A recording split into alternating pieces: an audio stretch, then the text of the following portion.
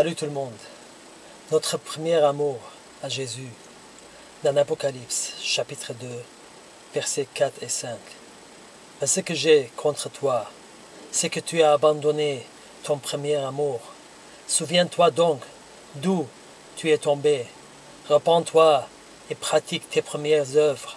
Sinon, je viendrai à toi et j'ôterai ton chandelier de sa place, à moins que tu ne te repentes. Pourquoi le Seigneur nous demande de revenir à notre premier amour, à lui? Bien sûr, si nous sommes nés de nouveau au début de notre foi, parce que notre premier amour était parfait et nous étions simples comme des colombes. Et comme un enfant, nous croyions tout.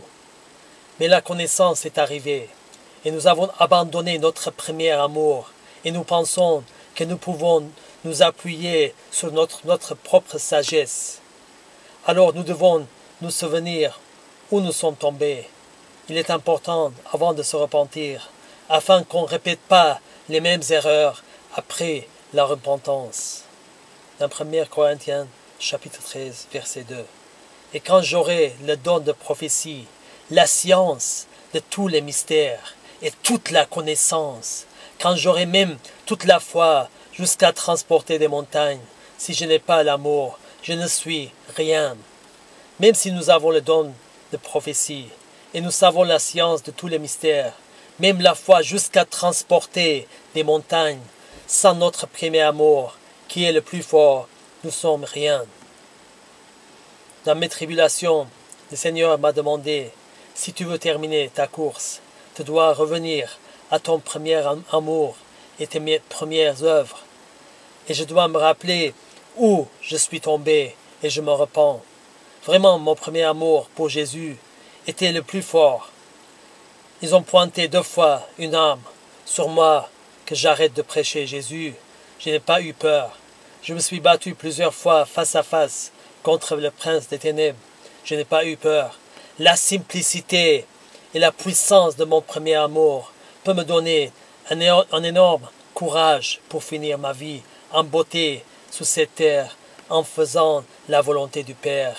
Il est bon de connaître sa volonté, mais pour mettre en pratique et marcher dans le chemin étroit, nous avons besoin de notre premier amour.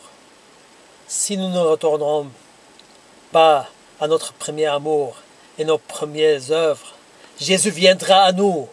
Il ôtera notre chandelier de sa place, à moins que nous nous repentons, parce que l'amour parfait bannit la crainte. Dans 1 Jean, chapitre 4, verset 18, la crainte n'est pas dans l'amour, mais l'amour parfait bannit la crainte, car la crainte suppose un châtiment, et celui qui craint n'est pas parfait dans l'amour. Que Jésus vous bénisse.